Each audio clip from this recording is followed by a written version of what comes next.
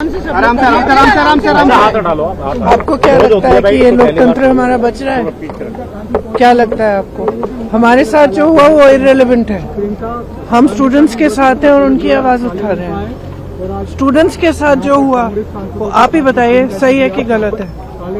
बच्चे हैं सारे, प्रोटेस्ट कर रहे हैं, कोई ऐसे प्रोटेस्ट नहीं है, जेन्युइन इशू है, जेन्युइन प्रॉब्लम है। सारे इस देश के सारे माँ बाप जानते हैं, इस देश के सारे स्टूडेंट्स जानते हैं, इस देश के सारी टीचर्स भी जानती हैं, सब जानते हैं। तो एक जेन्युइन मामला है, जेन्युइन इशू है।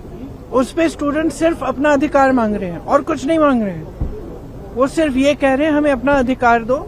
हमें कब आप हर एग्जाम को क्या पेपर लीक करा रहे हो?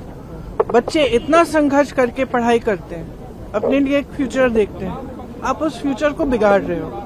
आपने पूरी एजुकेशन बजट का क्या, आपने 1.4 लाख करोड़ पूरी एजुकेशन बजट है पूरे देश के यूथ के लिए, और अडानी जी और अंबानी जी को आप 16 लाख करोड़ आप मुफ्त में लोन माफी कर रहे हो। किसानों को कुछ नहीं, गरीबों को कुछ नहीं, स्टूडेंट्स को कुछ नहीं, और ऊपर से स्टूडेंट्स को इतना खर्चना पड़ रहा है, फैमिलीज को इतना खर्चना पड़ रहा है, लोन लेते हैं। सिर्फ नीट के एग्जाम में जो 22 लाख फैमिलीज हैं उनका खर्चा 1.32 लाख करोड़ है, almost equal to education budget. तो स्टूडेंट्स की जेन्युइन स्ट्रगल है, जेन्युइन समस्या है। वो सिंपली कह रहे हैं हमसे बात करो, हमारे लिए सिस्टम, हमारा सिस्टम बदलो।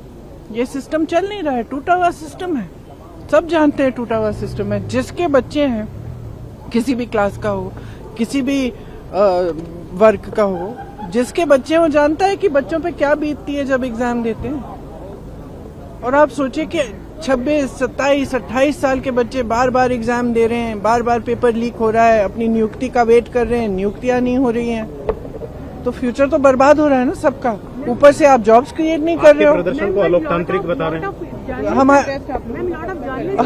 हमारा प्रोटेस्ट अलोकतांत्रिक है। लोकतंत्र में सबसे बड़ी चीज क्या होती है? फ्रीडम ऑफ एक्सप्रेशन और right to protest, peaceful protest. इसमें कुछ अलोकतांत्रिक बात नहीं है। अलोकतांत्रिक ये है जो यहाँ इस सदन में हो रहा है, जो सड़कों पे हो रहा है। सदन में आप चर्चा नहीं करते, एलओपी को बोलने नहीं देते, ऑपोजिशन लीडर्स को बोलने नहीं देते, वो बोलने के लिए उठते हैं, आप चुप कर लेते हो। स्पीकर साहब खुद कह रहे हैं कि मुझे सरकार से पूछना है कि आप लोग डिस्कस कर सकते हो कि नहीं। ये क्या है? ये लोकतंत्र बचा ही नहीं है, सिर्फ आप ही पूछ रहे हैं मैडम ये क्वेश्चन। पूरा देश जान रहा है कि कोई लोकतंत्र बचा नहीं है इस देश में।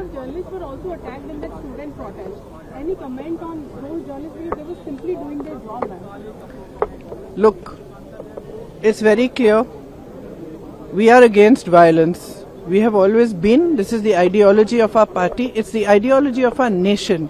Mahatma Gandhi fought for freedom. It was a unique revolution in which there was zero violence on their part. And I have heard the protesters and students and all also saying that they are not going to be violent. So if people have got hurt, police people have got hurt, or journalists have also got hurt along with the students, it's unfortunate. But please be truthful when you present it to the public. Because what we are seeing is that the students are being attacked mercilessly. They are being beaten with lathis, they are being tear gassed, girls are being treated in an obnoxious manner, their clothes are being torn off. How do you think they feel that this is their country, this is their parliament, these are their representatives, this government has been voted in by them, and the youth heavily voted for this government?